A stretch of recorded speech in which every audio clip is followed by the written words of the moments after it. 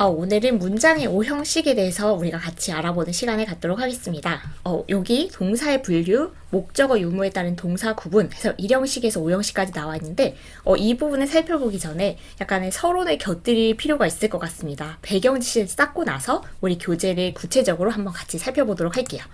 일단 먼저 말씀드리고 싶은 것은 문장의 요소 부분인데 이것은 우리가 3800제 교재에서 1학년 부분에 나왔던 그런 부분입니다. 그런데 형식을 이야기하려면 이 부분에 대해서는 먼저 알고 있어야 되는데 혹시 알고 계시겠지만 좀 너무 예전에 해서 아니면 정확한 의미는 조금 헷갈린다 하는 분들을 위해서 한번 같이 이제 살펴보고 본격적인 얘기를 해보도록 하겠습니다.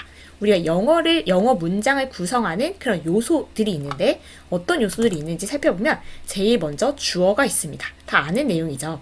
주어는 동작이나 상태, 이게 동사가 하는 역할인데 그 동작이나 상태의 주체, 누가 이런 동작을 하고 누가 이런 상태에 처해 있는지 그 주체를 나타내는 주인공을 나타내는 말을 주어라고 합니다. 그래서 주어의 뜻은 이거라면 근데 그 주어는 그 영어 품사 중에서 어떤 품사가 이런 주어의 역할을 할까라고 생각해보면 명사가 합니다. 그래서 명사를 그 주어 자리에 쓰는 거죠. 주어는 동작이나 상태의 주체를 나타낸다. 주인공을 나타낸다. 일단 이렇게 보시면 되고요. 그럼 예를 들어 살펴보면 John played basketball 했을 때 이 농구를 하는 사람이 누군가 그 주체, 주인공을 나타내는 말 John, 얘가 주어인 겁니다. 그리고 정말 주어 자리는 명사를 쓰는구나 이렇게까지 확인해 보시면 되겠죠. 그리고 문장의 요소의 두 번째는 동사입니다. 굉장히 중요한 요소죠. 그래서 이 동사는 동작이나 상태를 나타내는 말. 저 너무 많이 말을 해서 거의 그냥 이렇게 툭 치면 나올 것 같은데 동사는 동작이나 상태를 나타내는 말 이렇게 기억하시면 됩니다. 그래서 주어 다음에 쓰는 말이고요. 그래서 동사는 사실 품사도 동사입니다. 그래서 동사 얘는 문장의 요소이기도 하고 그냥 품사이기도 하고 그래서 동사 자리에 동사를 쓰면 되는 거죠. 그러면 John played basketball. 아까 그 예를 그대로 사용해 본다면 여기선 played 얘가 동작, 이 농구를 하는 그 경기하다라는 그 동작을 나타내는 말이어서 played 얘가 이 문장의 동사였던 거죠. 그래서 문장 안에서 필요한 요소, 가장 굵직한 요소들 봤습니다. 주어, 그리고 동사. 그리고 또 이제 살펴보면 목적어라는 게 있어요. 목적어도 역시 일단은 이 표현 자체를 기억하면 나중에 이 목적어가 뭐지? 약간 헷갈릴 때 이 표현이 도와주는 게 있습니다. 또 읊어볼게요. 목적어는 동사가 필요로 하는 대상. 그래서 저는 이제 정말 너무 세뇌당했는데 목적어는 동사가 필요로 하는 대상. 무슨 말이냐면 어떤 주어 동사, 동사를 썼을 때 어떤 동사들은 그 뒤에 얘가 대상을 필요로 합니다. 그래서 예를 들어보면 I love books. 그러면 I 주어일 거고요. love 동사일 건데 love 여기까지 이제 말을 하면 듣는 사람이 기다릴걸요. 왜냐면 뭐를 사랑한다는 걸까 해서 이 동사 자체가 대상을 필요로 하는 그런 동사들이 있어요. I love 내가 사랑하는데 뭐를 사랑하냐면 이 동사가 필요한 대상, 동사의 대상 얘가 목적어인 겁니다. 그래서 여기서 books가 목적어인 거고요. 목적어는 어떤 품사가 이걸 담당할까 보면 명사가 담당해요. books 명사 맞죠? 그래서 이렇게 그래서 지금 3개를 살펴봤고요. 2개가 남았습니다. 네 번째는 보어라는 게 있는데 보어가 사실 처음엔 잘 감이 안 오는 그런 문장의 요소일 수 있어요. 근데 보어는 2개가 있는데 주격 보어, 목적격 보어. 보어라고 하는 그 보어가 보충해준다는 그런 의미거든요. 그래서 주격 보어는 주어를 설명해서 주어에 대한 보충 설명을 해주는 말이고 목적격 보어는 목적어를 설명해서 목적어를 보충해주는 말입니다. 그래서 주격 보어는 주어를 설명하는 말, 목적격 보어는 목적어를 설명하는 말. 그래서 이게 나름대로 약간 어떻게든 자기가 큰 개념을 가지고 있으면 되는데 주어는 그냥 주인공 정도로 동사는 동작이나 상태를 나타내는 말, 목적어는 동사가 필요로 한 대상, 주격 보어는 주어를 설명하는 말, 목적격 보어는 목적어를 설명하는 말. 이렇게 좀 큰 개념을 가지고 있으면 도움이 됩니다. 그러면 이 주격 보어 자리에는 어떤 게 올 수 있나? 그 품사가 명사 아니면 형용사가 올 수 있고 목적격 보어도 마찬가지입니다. 예를 들어보면 Sam is a pilot. 그러면 Sam을 설명하는 말이 a pilot인 거예요. 그래서 주어를 설명하는 말, 얘가 주격 보어인 거고 Sam은 비행기 조종사이다 했을 때 이 Sam을 설명하는 말 주격 보어 자리에 명사를 썼구나 이렇게도 확인해 볼 수 있습니다. 그리고 I found this book interesting 이라고 한다면 주어, 동사, 목적어, 목적격 보어인 거예요. 그래서 이 책이 재미있는 거, 목적어를 설명하는 말, 그래서 얘는 목적격 보어가 되는 거고 목적격 보어 자리에 형용사 쓸 수 있구나 이렇게 확인해 보시면 되겠죠. 그럼 이제 문장 안에서 이런 요소들이 이렇게 다 결합을 해서 쓰이는 건데 마지막으로 하나를 더 살펴볼 게 있습니다. 그래서 얘가 오히려 복잡하게 느껴질 수 있겠죠. 수식어라고 불리는데 수식어는 뭔가 그 수식을 해준다는 말이라는 걸 우리가 여기서 그냥 한국말에서 알 수 있죠. 그래서 덧붙여서 수식을 해주는 말이기 때문에 얘는 꼭 필요한 요소는 아닙니다. 그렇긴 하지만 이제 이 수식해주는 말이 얼마나 많겠어요? 그 언어에. 그래서 수식어도 아주 자주 사용되기 때문에 얘를 빼고 설명하면 나중에 오히려 더 혼란스럽습니다. 그래서 수식어라고 부르고 우리 책에서는 부사구라고도 부르기도 합니다. 얘가 하는 역할은 뭐냐면 추가적인 정보를 제공한다. 그래서 수식해주는 거니까 추가적인 정보를 제공하는구나 이해할 수 있겠죠. 네. 그렇다면 품사로는 어떤 품사가 이 수식어 역할을 담당합니까? 라고 한다면 부사가 일단 대표적이에요. 그래서 부사라는 그 품사가 수식어 역할을 하고요. 그리고 전치사구 3학년 교재니까 아마 들어보셨을 것 같은데 전치사 더하기 명사 이런 덩어리를 우리가 전치사구라고 부르고 그 전치사구는 문장 안에서 수식어 역할을 합니다. 그래서 얘가 필수적인 그 역할이라기보다는 뭔가 추가적인 정보를 제공할 때 전치사구를 쓰는 거죠. 그리고 일부 명사구라고 했는데 원래 명사구는 이렇게 굵직굵직한 역할을 하지만 일부 명사구, 어떤 특정 명사구는 이렇게 수식어 역할을 하기도 합니다. 그런 건 이제 시간에 관련된 거, 장소에 관련된 게 많아서 이거 조금 이따 나올 때 다시 한번 설명을 드릴게요. 예를 한번 살펴보면 He ran fast. He ran, 그가 달렸다 해서 문장 끝내도 되지만 빠르게 달렸다라고 해서 추가적인 정보를 부사로 주고 있는 거죠. I visited him with my family. 그래서 I visited him. 내가 그를 방문했다 라고 해서 문장 끝내도 되지만 with my family. with 전치사, my family 명사, 전치사 더하기 명사인 전치사구로 추가적인 정보를 내 가족이랑 같이 방문했다 라고 해서 추가적인 정보를 주는 거죠. 그리고 we eat out, 우리가 외식한다 라고 해서 문장 끝내도 되지만 we eat out every Sunday 라고 해서 이 아까 시간과 관련된 그런 명사구는 이렇게 추가적인 정보를 주기 위한 수식어로 사용될 수 있다 라고 했었던 그 내용입니다. 그래서 우리가 매주 일요일에 외식한다 이렇게 쓸 수 있는 겁니다. 그래서 일단 우리가 문장의 형식을 알려면 그 문장을 구성하는 요소를 알고 있어야 되는데 영어에서 크게 문장의 요소는 이렇게 5가지가 있다. 제일 앞에 오는 주체인 주어가 있고 그 다음에 동작이나 상태를 나타낸 말 보통 주어 다음에 쓰이죠. 동사가 있고 동사가 필요로 하는 대상을 쓸 때가 있는데 그런 단어를 우리가 목적어라고 하고 그리고 보어는 주어를 설명하는 말인 주격 보어, 목적어를 설명하는 말인 목적격 보어가 있다. 그리고 마지막으로 추가적인 정보를 주기 위해서 쓰는 말들이 있는데 그걸 수식어라고 부르고 부사구라고 부르기도 한다. 근데 거기에는 뭐 부사, 전치사구, 일부 명사구 이런 게 있다라고 보시면 되겠습니다. 그러면 서론이 아직 길어요. 그래서 일단은 우리가 지금 문장의 요소를 이렇게 살펴봤던 거고 그러면 영어 문장을 구성하는 기본 규칙이 있습니다. 그래서 그 기본 규칙에 대해서 보고 이제 진짜 문장의 형식을 할게요. 그래서 문장의 기본 규칙을 살펴보면 여러분이 이미 많이 들어보셨어요. A sentence has a subject and a verb. 그래서 a sentence가 문장입니다. 그래서 하나의 문장은 has 가지고 있는데 a subject and a verb.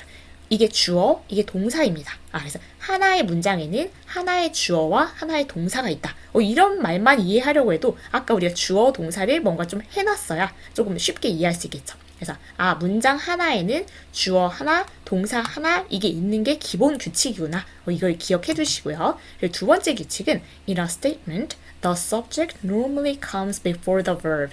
In a statement, 이거 그냥 평서문 생각하시면 됩니다. 의문문 아니고 감탄문 아니고 그런 거 말고 그냥 평서문 일반 문장에서는 the subject normally comes before the verb 순서를 말하는 거예요. 이 주어가 그냥 보통 일반적으로 오는데 before the verb 동사 앞에 온다. 그래서 우리가 주어하고 동사가 하나씩 있는 거 그 규칙 다음에 주어가 동사 앞에 온다. 그래서 주어, 동사 순서대로 쓰는 게 그냥 일반 규칙이구나. 그 기본 규칙을 보시면 됩니다. 그리고 세 번째는 A sentence may also have other elements. 그래서 우리가 아까 주어하고 동사는 가진다 라고 그냥 이렇게 규정을 해버렸는데 문장은 may 뭐뭐일지도 모른다. also have other elements. 다른 요소들을 가질지도 모른다 라고 해서 주어 동사는 있어야 된다고 했지만 다른 요소들 an object 이건 목적어입니다. a complement 이건 보어고요. an adverbial 이거는 부사구 수식어라고 보시면 되겠습니다. 그래서 얘네들은 가질 수도 있는 그래서 주어 동사는 필수고 목적어 보어 수식어는 있을 수도 있고 없을 수도 있구나 문장 안에서 그거를 이제 나타내는 그런 규칙이에요. 기본 규칙. We can put the elements together. 우리가 이런 요소들을 함께 이제 모아서 쓸 수 있는데 to form different kinds of sentences. 다른 종류의 문장들을 만들기 위해서 이런 애들을 이제 모아서 이렇게 저렇게 써볼 수 있다라는 겁니다. 그러면 일단 우리가 이 기본 규칙을 정리해보면 한 문장에는 주어 하나, 동사 하나가 있구나. 그리고 그 주어 동사의 순서는 주어 쓰고 나서 동사를 쓰는 거구나. 그리고 문장 안에는 주어 동사뿐만 아니라 목적어나 보어나 아니면 수식어 이런 거가 올 수도 있구나. 올 수도 있고 안 올 수도 있다는 겁니다. 그리고 이런 요소들을 다 조합해서 다른 종류의 문장들을 만들어 볼 수 있는 거구나 라고 하는 이 지금 형광펜 표시한 이 문장을 가지고 와서 우리가 문장의 기본 구조를 설명해 볼 건데 We can put the elements together. 우리가 아까 이런 요소들을 같이 모아서 쓸 수 있었어요. To form different kinds of sentences. 다른 종류의 문장을 만들기 위해서. 그 다른 종류의 문장들의 패턴이 우리가 말하는 형식인 겁니다. 그래서 여기까지 이제 도달을 했어요. 문장의 요소는 이런 게 있고 그런 기본 규칙은 이런 게 있는데 그 기본 규칙을 막 지켜서 여러 가지 이 요소들을 조합해서 문장의 형태를 이렇게 만들어 볼 수 있는데 가장 기본적으로 쓰이는 패턴들을 정리해 보니까 5개의 패턴이 이렇게 정리되더라 하는 것이 우리가 지금 이 단어에서 배우는 5형식인 겁니다. 그래서 1형식에서 5형식까지 영어 문장을 이렇게 패턴을 나눠볼 수 있고요. 그냥 문장의 구조가 이렇게 이제 구성이 된 거죠. 근데 보시다시피 1형식에서 5형식까지 뭔가 다 다르긴 하지만 공통점은 주어, 동사는 보이시죠? 그래서 아까 모든 문장에 주어 하나, 동사 하나가 있다고 했고 주어, 동사의 순서대로 쓴다고 했으니까 그건 다 있습니다. 그리고 세 번째 규칙이 목적어나 보어나 수식어를 쓸 수도 있다라고 했었잖아요. 이제 그거를 살펴보면 일단 1형식은 주어, 동사 여기까지만 쓰면 끝입니다. 이걸로 다 완벽하게 이제 말이 되는 거여서 더 이상의 그 필요한 요소가 없을 때 그걸 1형식이라고 불러요. 그리고 2형식은 뭔가 다른 점이 있어야 되겠죠. 주어, 동사는 똑같은데 주어를 설명하는 말, 이 주격 보어가 필요할 때 이런 틀을 가지고 쓰는 것을 2형식이라고 하는구나. 그리고 3형식은 주어, 동사, 동사가 필요로 하는 대상, 그 목적어인데 목적어를 가지고 쓰는 이런 패턴을 가질 때 3형식이라고 하는구나.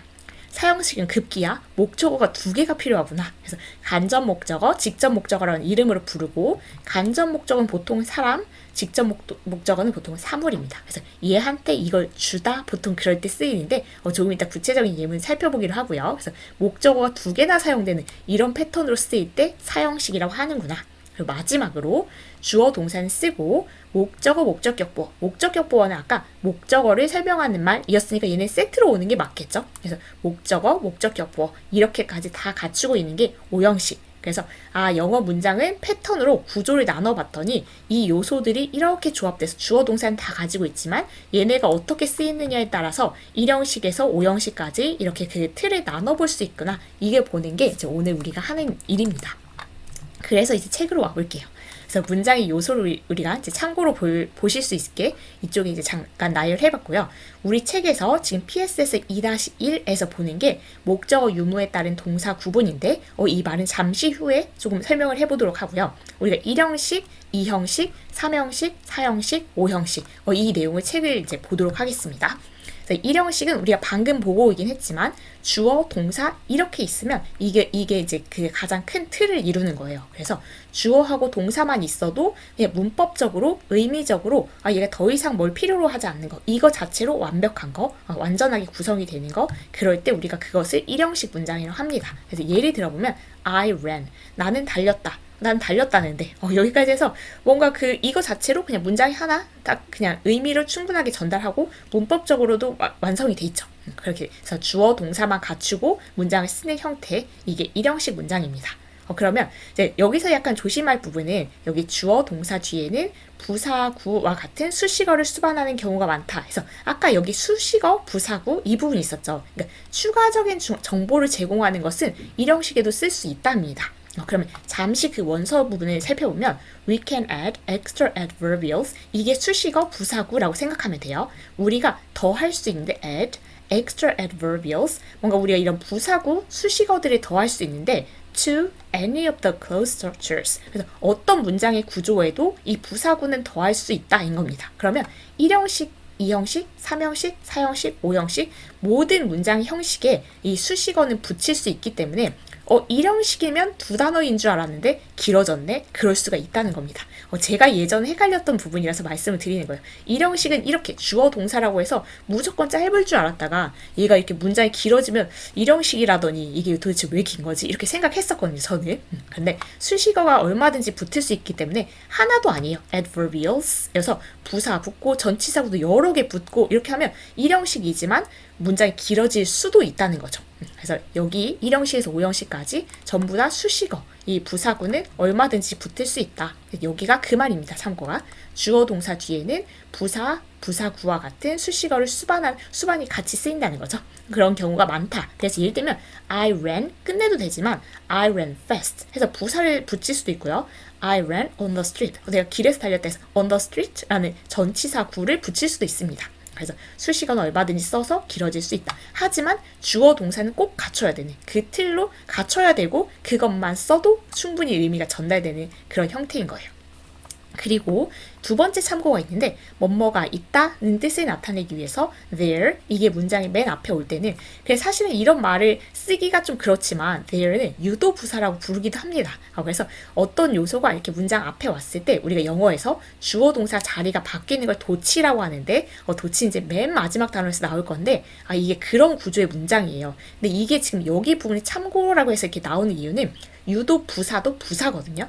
얘는 부사라고 하면 여기에 해당하는 건데 근데 얘가 유도 부사가 제일 앞으로 나와서 주어 동사 위치가 바뀐 그 도치 구조의 그 문장인 거고요. 그럼 지금 주어하고 동사만 있는 1형식이거든요. 그런데 이게 지금 모양이 우리가 평소에 보던 거하고는 그 위치도 다르고 좀 다른 면이 있어서 얘도 1형식에 해당돼 라고 이제 따로 말을 해주는 겁니다. 그래서 얘는 그냥 우리가 기억을 지금은 얘는 부사라고 해두자 이렇게 생각하시면 되고 주어 동사 이 순서가 바뀌어 있구나 이렇게 보시면 되고 사실 의미상으로는 there하고 비동사는 만나서 뭐가 있다 정도로 해석하시면 됩니다. 그래서 얘도 there, 얘는 그냥 수식어에 들어간다, 부사구에 들어간다 보시면 되고 동사, 주어, 얘는 어순이 조금 특이하구나 라고 해서 기억해 두셔야 되겠죠. 그렇지만 어쨌든 주어 하나, 동사 하나 그걸 가지면 문장이 충분하다는 거에서는 1형식에 해당하는 그런 형식이긴 합니다. 형태이긴 합니다.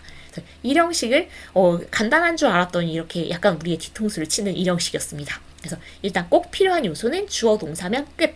그렇지만 수식어는 올 수 있음 정도로 알아보시면 되겠습니다.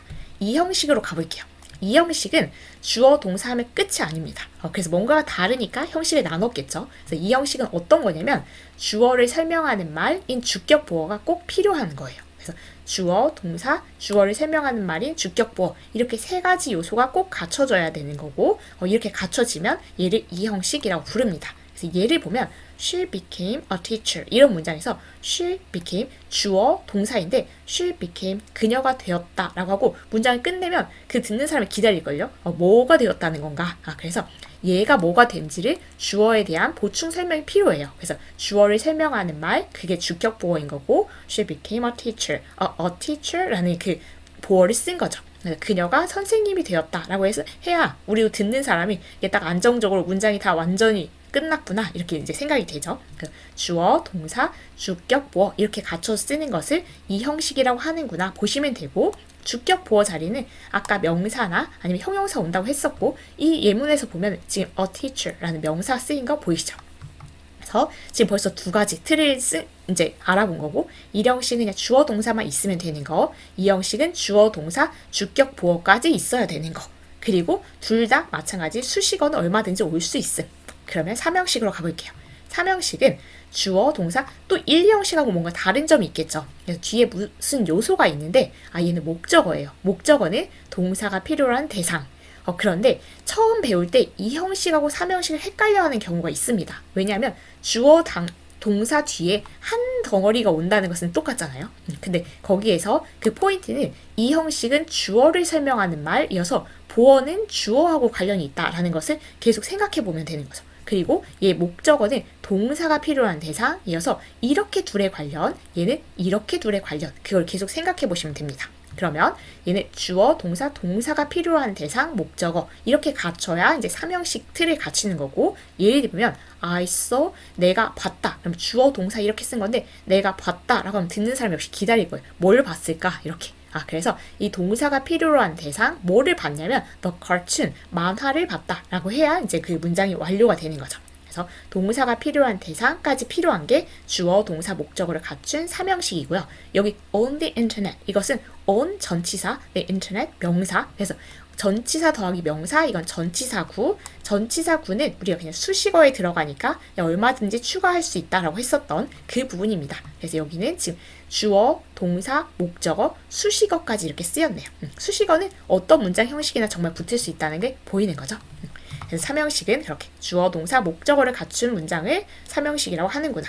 그리고 4형식은 또 어떤 차이가 있는지 보면 주어, 동사, 목적어가 2개인 겁니다. 그런데 간접 목적어, 직접 목적어 이렇게 목적어의 이름은 다르죠. 근데 목적어 중에서 간접 목적어는 보통 사람이고요. 직접 목적어는 물건이라고 생각하면 됩니다. 처음에 그렇게 생각하는 게 쉬운데 그래서 이 4형식 같은 경우에는 보통 동사가 주다 관련의 동사가 많아요. 그래서 지금 이 사람에게 이 물건을 주다 이런 식의 의미를 갖는 거죠. 예문을 보면 I bought my mother some flowers. 그렇다면 주어 I, 동사 bought는 by의 과거요. 사다, 샀다 이건데 엄마에게 꽃을 사줬다, 사드렸다 이렇게 되는 거죠. 그래서 간접 목적어, 직접 목적어 이렇게 목적어가 2개 쓰이는 거, 사람, 사물 목적어가 쓰이는 거 그게 4형식 패턴이구나 알아두시면 되고요. 처음 배울 때 4형식과 5형식이 또 헷갈립니다. 그런데 왜냐면 이게 2 덩어리가 나온다는 점에서 좀 또 비슷하잖아요. 근데 그 구분을 5형식은 주어, 동사, 목적어, 목적격, 보어. 이번에 목적격 보어는 목적어를 설명하는 말이었잖아요. 그래서 의미상 얘에게 이걸 줬다라는 의미하고 얘를 설명하는 것은 우리가 그 문장 그 예문을 보면 분명히 다릅니다. 그래서 지금 이게 엄마를 설명하는 말이 꽃은 아니잖아요. 그래서 이게 5형식으로 볼 수는 없는 거예요. 엄마에게 꽃을 사드렸다. 이런 경우에는 지금 이제 4형식이고요. 5형식은 주어, 동사, 목적어, 목적격, 보어. 그래서 목적어를 설명하는 말, 목적격, 보어까지 있습니다. 예를 들어보면 they call her an angel. 그러면 그들이 부른다라는 거 주어, 동사에 썼고요. her an angel. 그러면 그녀를 천사라고 부르는 거죠. 그래서 목적어를 설명하는 말, 그들이 천사가 아니고 그녀를 천사라고 부르는 거니까 목적어하고 관련이 있는 말이구나. 그러면 얘는 목적격 보어겠구나. 의미상 생각을 하는 겁니다. 그래서 그녀에게 천사를 준 것도 아니죠. 그러니까 사형식도 아닌 거고요. 그래서 목적어, 목적격, 보어 그 의미를 이제 연관지어서 같이 생각을 해야 되는 거죠. 그래서 이런 경우에 주어, 동사, 목적어, 목적격, 보어 틀을 갖춰 쓰는 경우가 5형식입니다. 하나 더 보면 People think Picasso a great artist. 사람들이 생각한다. 주어, 동사 피카소를 위대한 그 화가라고 위대한 예술가라고 생각하는 거죠. 그래서 목적어를 설명하는 말, 목적어, 목적격, 보어 이렇게 쓰였으니까 5형식에 해당하는 겁니다. 그래서 우리가 지금까지 형식을 살펴봤어요. 그래서 영어 문장이 그냥 정말 이렇게 그 구분이 되는 거예요. 패턴이. 그래서 주어, 동사만 쓰이는 문장이 있고 그런 것을 우리가 1형식이라고. 주어, 동사, 주격, 보어로 쓰이는 문장이 있고 그건 2형식.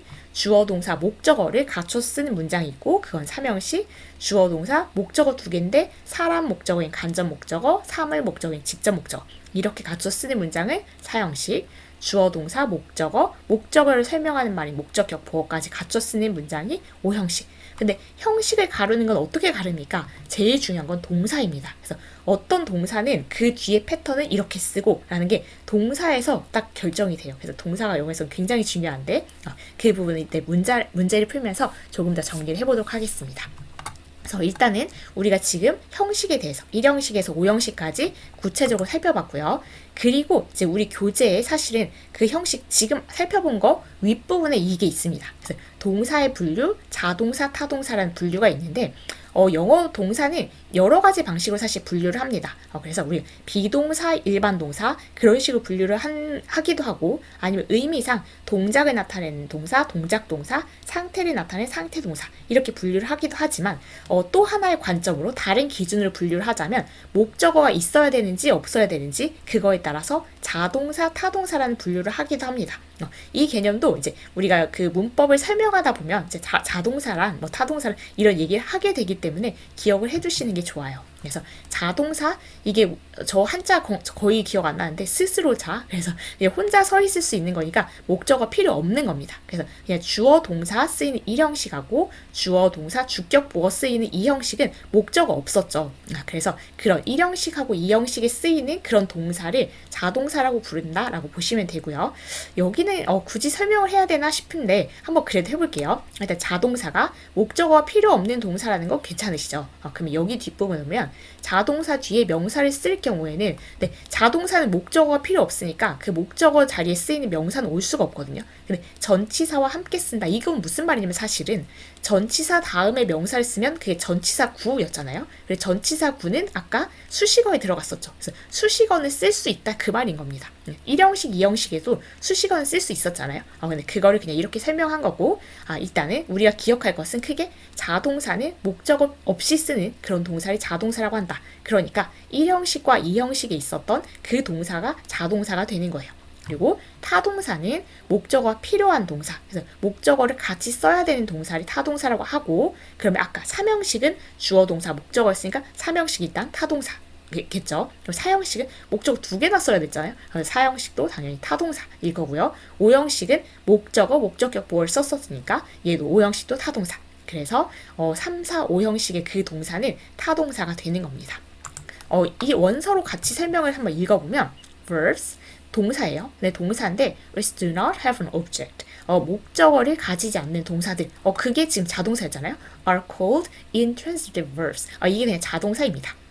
그래서 그냥 원서 설명 자체도 목적어 없이 쓰는 그런 동사를 우리가 자동사라고 하는구나. 그리고 예를 보면 wait, 기다리다. 주어, 내가 기다렸다 하면 그냥 끝내면 되잖아요. 그 목적어 필요 없죠. 그 사건이 일어났다 해서 끝내면 되죠. 그래서 목적어 필요 없고 내가 잤다 끝내면 되고 내가 갔다 끝내면 되고 그래서 이 목적어 없이도 그냥 문장이 완성되는 이런 동사들 얘네들이 자동사에 해당하는구나. 그리고 verbs with an object 목적어를 가지고 있는 이런 동사들은 are called transitive verbs. 이게 타동사라는 뜻입니다. 그래서 목적어하고 함께 쓰이는 동사들은 타동사인 거고 예를 든 거 보니까 sell, 팔다. 생각해보면 내가 팔았다 라고 하면 뭘 팔았는지 이 동사는 대상을 필요로 하거든요. 그 느낌을 잡으면서 이해를 한번 볼게요. 그래서 팔다라는 동사는 뭐를 팔았는지 목적어를 필요로 하겠구나. 그래서 타동사구나. eat, 먹다. 뭐를 먹었는지 그래서 이 동사는 목적어를 필요로 하겠구나. 그래서 타동사구나. see, 봤다고 하면 뭐를 보는지 그래서 동사가 목적어를 필요로 하겠구나. 타동사구나. catch, 잡았다고 하면 뭐를 잡는지 그래서 이 동사는 목적어를 필요로 하겠구나. 그래서 얘네들은 보면 그 뒤에 뭐를 잡았는지 봤는지 먹었는지 팔았는지 그 동사가 대상을 필요로 하는구나. 이 동사가 필요한 대상을 목적어라고 하니까요. 그래서 이렇게 목적어를 필요로 하는 동사를 타동사라고 하고 그 목적어 없이 그냥 혼자 쓰일 수 있는 동사를 자동사라고 한다라고 해서 오늘 새로운 동사의 분류를 한번 살펴봤습니다. 그래서 우리 책으로 다시 돌아와 보면 여기 부분이 목적어를 필요로 하지 않는 동사라고 해서 주어 동사 여기 목적어 없죠. 1형식에 주어 동사 주격 보어 보어는 목적어가 아니니까 목적어 없죠. 그래서 1형식하고 2형식이 이렇게 있는 부분이 큰 제목이 목적어를 필요로 하지 않는 동사였고 이게 다른 말로 하면 자동사인 겁니다. 그리고 3형식, 4형식, 5형식 목적어를 필요로 하는 동사 목적어 다 목적어 있었죠. 그래서 목적어를 필요로 한 동사 이게 다른 말로 하면 타동사인 겁니다. 그래서 3, 4, 5형식에 쓰이는 이런 동사들이 타동사인 거죠. 그래서 거기까지 이제 분류를 해봤고 이제 문제를 풀면 되나 하는데 진짜 마지막 얘기를 덧붙일게요. 이 문장의 5형식을 알아야 하는 이유 이거에 대해서는 이제 사실은 저는 이제 처음으로 문법 배울 때 제가 학생일 때 이 문장의 5형식을 꼭 해야 되나 이게 너무 답답하고 별 필요가 없어 보였게 하거든요. 근데 그게 이제 필요 없다라고 이제 생각을 해서, 왜냐면 뭔가 이렇게 배워도 뾰족하게 뭐가 보이는 것도 없고 이게 잘 적용도 안 되고 잘 눈에 보이지도 않고 헷갈리고, 그래서 얘가 필요 없나 보다 이렇게 생각했었는데, 이제 나중에 가르치다 보니까 아니면 조금 더 문법을 공부하다 보니까 이걸 알 때 유용한 경우가 훨씬 더 많더라고요. 얘를 봤을 때. 그래서 그 유용함을 여러분에게 설득하기 위해서 어떻게 해서 이게 이제 알아야 된다고 이렇게 말할 수 있을까 몇 가지 항목을 정리를 해봤습니다. 왜냐면 일단 저는 이제 문장의 오형식이 필요하다 입장이거든요. 그래서 이걸 알면 좋다. 그래서 이게 정말 꼭 알아야 된다까지 주장을 못 하더라도 이걸 알면 훨씬 유용하고 영어 문장을 보는 눈이 조금 더 좋아진다라는 말씀을 드리고 싶어서 이제 이걸 알면 좋은 이유에 대해서 여러분 설득해 보도록 하겠습니다. 일단 첫 번째는 영어는 어순이 중요한 단어예요. 어순이라는 것은 그 단어들의 순서. 그럼 우리말은 사실 어순이 그렇게 이 영어만큼 엄격하게 중요한 그 언어는 아닌 것 같습니다. 나는 너를 사랑한다라고 할 때 조사, 는, 를 이런 게 있기 때문에 나는 너를 사랑한다 해도 되고 너를 나는 사랑한다 해도 되고 사랑한다 나는 너를 이게 좀 바꿔도 말이 다 이해가 돼요. 근데 영어는 그 주어, 동사, 목적어 이런 걸 쓰는 순서를 엄격하게 지킵니다. 그래서 간접 목적어, 직접 목적어 그것만 해도 간접 목적어, 직접 목적어 지키는 그 순서를 똑같이 그렇게 딱 지켜서 써야지 그걸 마음대로 바꿔 쓰면 안 되거든요. 그래서 영어는 어순이 되게 중요한 언어니까 그래서 이 기본 구조 주어 동사 순서대로 쓰고 주어 동사 목적어 그런 순서를 쓰는 그 기본 구조를 알아야 그 영어 문장이 써 있을 때 정확하게 이해할 수 있고 내가 쓸 땐 더더욱 정확하게 표현할 수 있고, 그래서 이 영어는 어순이 중요한 그런 언어인데 그 어순을 기본적인 틀에 담아서 나타낸 게 1형식에서 5형식까지다. 그래서 그걸 알면 조금 더 정확하게 이해를 할 수 있고 정확하게 표현을 할 수 있다라는 면에서 굉장히 유용합니다. 그리고 두 번째는 문장 구조가 복잡한 경우에도 정확하게 이해할 수 있다. 이것은 사실 그러니까 중학교 단계를 넘어서서 우리가 이제 수능 문제를 풀 때 그런 독해 부분이 있죠. 그래서 그런 이제 문장이 점점 복잡해질수록 얘가 이제 빛을 발하는 부분인데 문장 구조가 복잡해지면 이 문장의 오형식을 알면 도움이 될 때가 많습니다. 지금 만약에 중학교 3학년 학생들이 이걸 듣는다면 여기 있는 단어가 어려워서 별로 와닿지 않을 수도 있을 텐데 예를 들어서 Norms make our interactions with others reasonably predictable 이런 문장이 있다고 생각하면 norm 이게 규범입니다. 규범이 만든다. Our interactions. interaction은 상호작용. with others. 다른 사람들과의 상호작용. reasonably predictable 이게 상당히 예측 가능한 이런 뜻이거든요. 근데 나중에 이게 지금은 단어를 몰라서 무슨 말인지 모르겠다라고 하더라도 나중에 단어를 다 아는데도 이게 무슨 말인지 한 번에 빠르게 안 들어올 수가 있어요. 근데 그 이유는 이게 영어가 단어 단위로 들어오면 이제 한 번에 이해가 잘 안 되는데 이게 조금 덩어리로 들어오는 게 굉장히 유리하거든요. 근데 그 덩어리 형태로 볼 수 있게 해주는 게 문장의 오형식의 그 틀입니다. 그래서 예를 들면 norms 얘가 주어고 make 얘가 동사고 목적어에 해당하는 게 이만큼의 덩어리인 거예요. 그러니까 이거를 이렇게 형식으로 구분해서 볼 수 있는 사람은 our interactions with others 이 네 단어로 보지 않고 하나의 목적어 덩어리, 의미 덩어리로 보는 거죠. 그래서 이 규범이라는 게 만들어주는데 our interactions with others 다른 사람들과 우리의 상호작용을 그리고 이 두 단어를 두 단어 그냥 따로 그냥 각기 존재하는 게 아니라 이만큼이 목적격 보여서 이 목적어를 설명해주는 말로 보는 거죠. 그래서 reasonably predictable 그러니까 상당히 예측 가능한 그러면 이 문장은 규범이라는 것은 뭔가 규칙, 규범 이런 것은 우리가 다른 사람하고 상호작용하는 것을 상당히 예측 가능하게 해준다. 이런 말이거든요. 그래서 여기서 이 문장을 이해해 봅시다. 그게 지금 본론이 아니에요. 제가 하고 싶은 얘기가 아니라 이거를 지금 단어들이 막 이렇게 여러 개 있다 이렇게 보는 것보다는 이만큼이 하나의 덩어리, 이만큼이 하나의 덩어리로 보이고 이게 목적어, 목적격, 보어 이런 구조여서 얘를 이렇게 설명해 주는구나. 그게 한 틀로 보일 때 우리가 이 문장을 좀 정확하게 이해할 수 있게 된다. 그래서 그런 얘기를 하고 싶었습니다. 그래서 지금은 지금 물론 이제 우리가 푸는 문제에서는 이렇게 복잡한 단어나 복잡한 문장 구조가 안 나오겠지만 여기서부터 연습을 하다 보면 이제 점점 복잡한 문장이 나왔을 때 우리가 이걸 적용해서 뭔가 좀 더 크게 볼 수 있는 그런 안목을 가질 수 있게 된다. 오형식 필요하다라고 지금 설득하는 과정인데 너무 어려운 예문을 가져왔죠. 그래서 마지막으로 하나의 또 관점은 문법 문제를 풀 때도 도움이 됩니다. 지금 문법 단원이니까 그러겠죠. 그래서 예를 들면 This way you can keep your staff productively.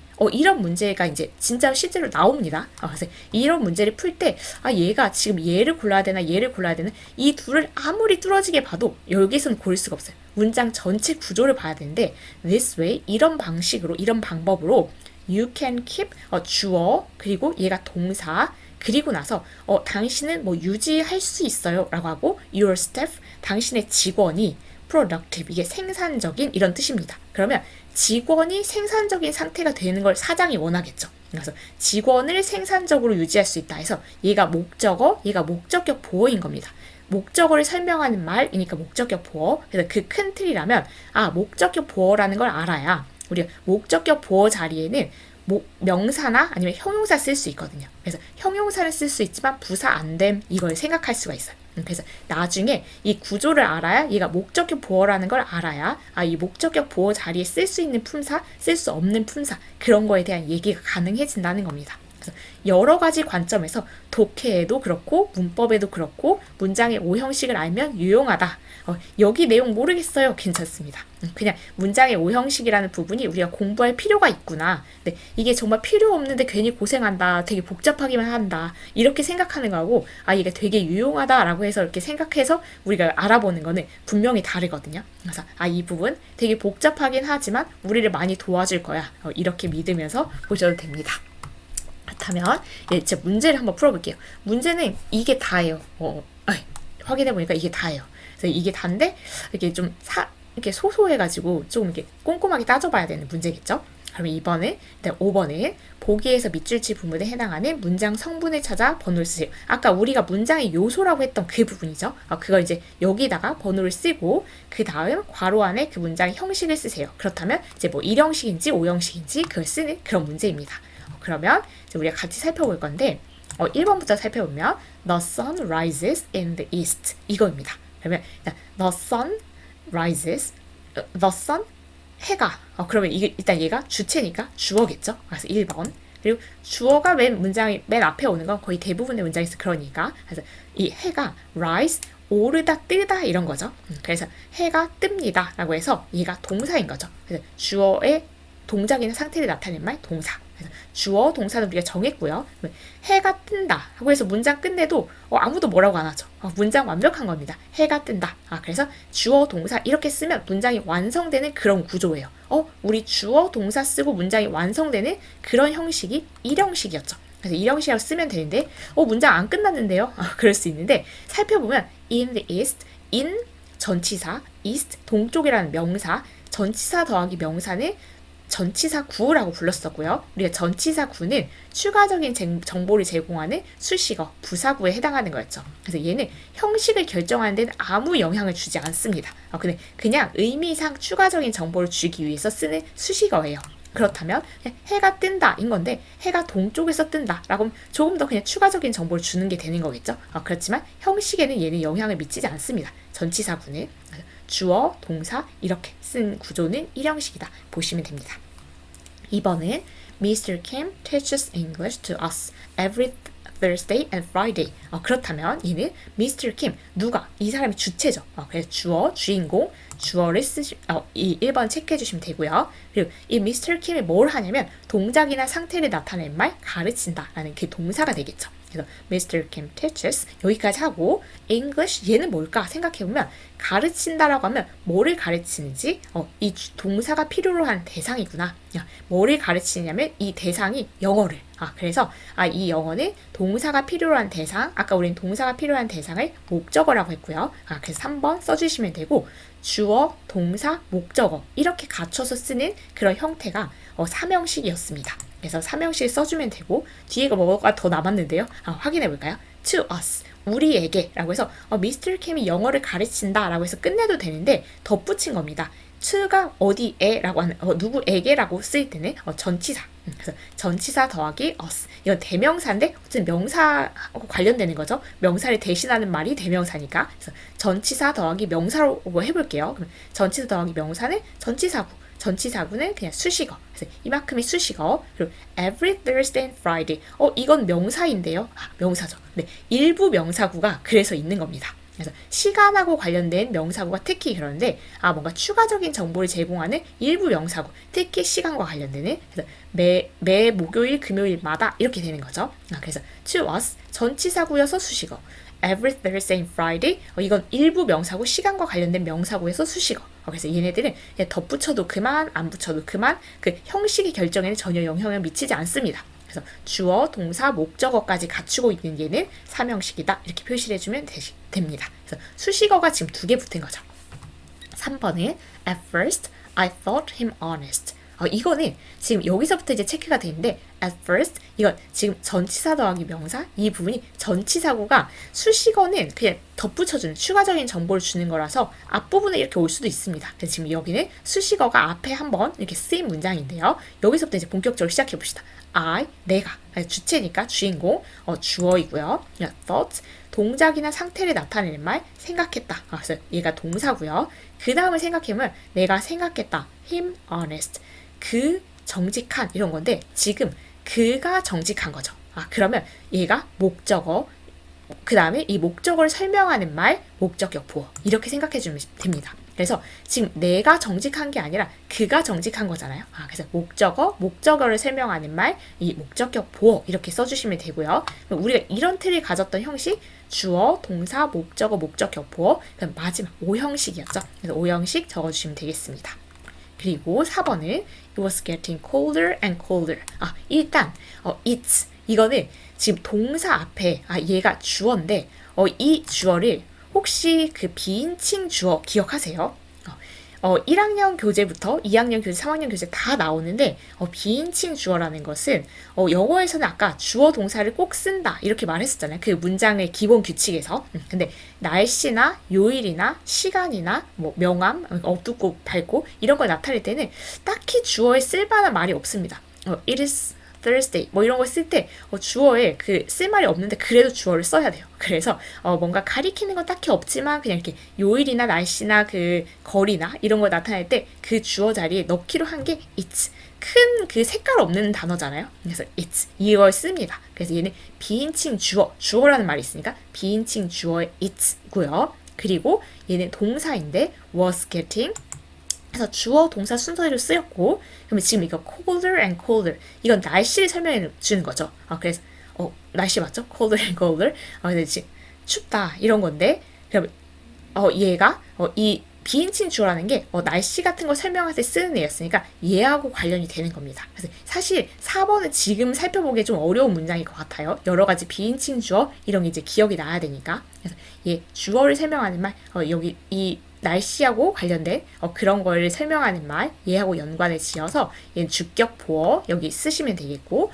주어, 동사, 그리고 주격 보어 이렇게 틀을 갖추고 쓰이는 그런 문장 형식은 이 형식이었습니다. 그래서 우리가 겸사겸사 비인칭 주어를 떠올려 보면 좋은 그런 문장 구조였어요. 그래서 이 it's 주어는 주어인데 비인칭 주어라고 해서 날씨, 시간, 요일, 날짜 이런 걸 나타낼 때 쓰는 그런 주어가 있었고 그게 비인칭 주어다. 그리고 주어, 동사 이렇게 되고 있는 그 상태를 나타내는 지금 동사죠. 그리고 주어 이 날씨하고 관련을 지어서 얘를 설명해 주는 말 이 보어 자리에 얘를 쓴 거죠. 그래서 주어, 동사, 보어를 갖춰서 이렇게 이 형식이라고 적어주시면 되겠습니다. 5번은 아까 이런 문장 구조 때문에 참고 부분이 나왔던 건데 There is an old castle on the hill. 보시면 there 이건 유도 부사. 근데 그 말은 몰라도 되지만 얘가 수식어 중에 하나입니다. 그리고 부사 부분이 이제 앞으로 나와서 이건 도치라고 해서 그 어디 뒤에 있던 게 이제 부사가 앞으로 나오면 주어 동사가 이렇게 바뀌는 그런 현상이 이제 나중에 도치에서 우리가 배울 건데 그래서 얘는 동사가 먼저 있습니다. 좀 독특하죠. 그리고 보통 주어 동사 순서대로 쓰는 게 normally 그렇다고 했는데 이게 normally가 아닌 경우인 거예요. 예외적인 경우인 겁니다. 그래서 동사가 먼저 쓰여 있고 그 다음에 주어가 왔습니다. 그래도 주어 동사 이것만 갖추면 그냥 오래된 성이 있었다 이 정도로 오래된 성이 있다 이 정도로 문장이 완성이 되는 거고요. on the hill 이게 뒤에 남았는데요. 이거 남은 것은 전치사 더하기 명사 전치사구여서 추가적인 정보를 제공하는 수식어입니다. 그래서 얘는 문장 형식을 결정하는 데 영향을 미치지 않고 얘도 유도 부사라는 이름을 갖고 있기 때문에 얘도 수식어에 들어가서 문장 형식 결정하는 데 영향을 끼치지 않습니다. 그래서 결국 주어 동사 있는 거라서 얘는 1형식이고 그래서 1형식에서 얘가 조금 특이하다 보니까 참고 부분으로 설명을 했던 겁니다. 우리 교재에서. 6번은 The audience gave the main actor and actress a big hand. 여기는 the audience, 일단 관객이니까 주인공, 주체니까 얘가 주어일 거고요. gave, 뭐 줬다 해서 얘가 동사겠죠. 동작이나 상태를 나타내는 말. 그리고 보니까 the main actor and actress, 그 주인공, 뭐 남자 주인공, 여자 주인공, 그 배우랑 여배우한테 a big hand. 설마 손을 주진 않았겠죠. 나의 큰 손을 주겠다. 손을 준 게 아니라 이건 그냥 표현으로 그 배우들한테 박수를 쳐준 걸 이렇게 표현합니다. 그러면 배우한테 박수를 쳐준 거죠. 그럴 때 우리가 사람, 사물, 얘가 사물은 아니지만 얘한테 이걸 줄 때 우리가 간접 목적어, 직접 목적어 이렇게 불렀습니다. 그래서 정말 주는 거 관련된 동사하고 사형식이 잘 어울려요. 그래서 얘가 간접 목적어, 얘가 직접 목적어인 거고 얘에게 이걸 주다 이런 뜻으로 쓰이고 그런 틀을 갖춘 게 주어, 동사, 간접 목적어, 직접 목적어 틀을 갖춘 게 사형식이었습니다.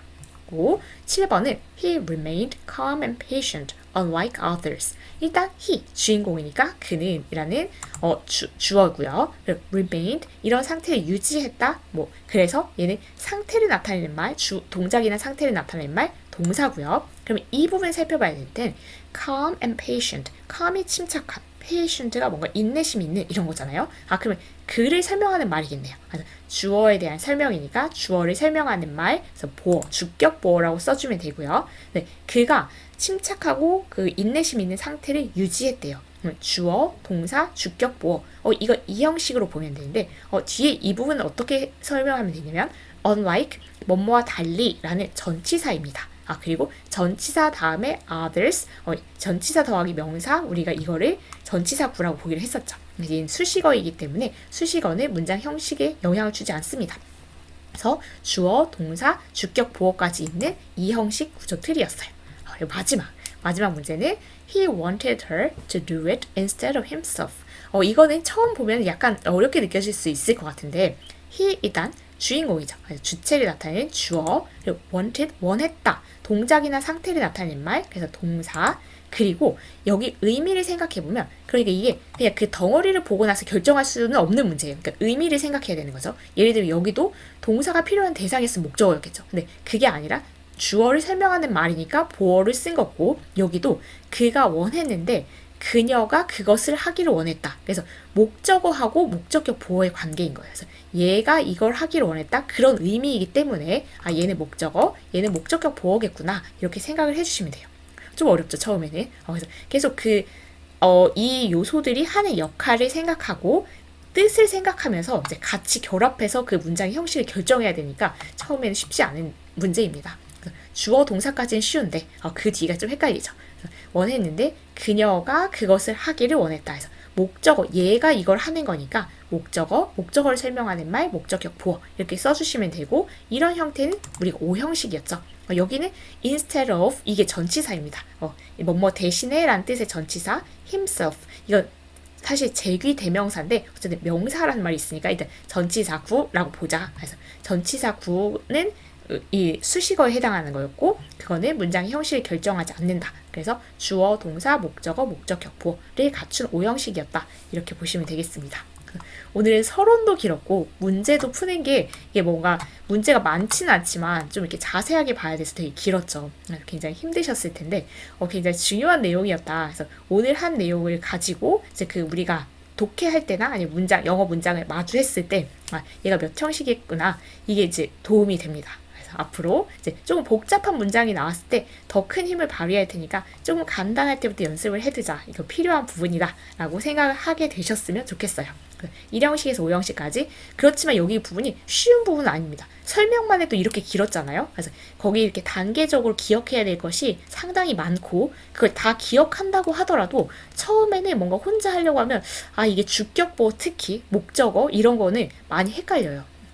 그래서 그런 부분을 조금 더 생각을 곁들여서 눈에 힘을 주고 얘가 그래서 그렇구나 계속 혼자 뭔가 생각해서 그 이유를 따져보면서 연습을 해야 이제 나중에 조금씩 익숙해지는 부분입니다. 그래서 이 부분은 일단 기본적인 내용을 조금 더 여러 번 복습을 해서 얘가 그래서 그런 거 이제 논리를 좀 따져보면서 같이 하셨으면 좋겠어요. 그래서 이 문장의 형식 부분은 여기까지 해서 마치도록 하겠습니다. 긴 시간 동안 정말 수고 많으셨습니다. 다음 시간에 뵐게요.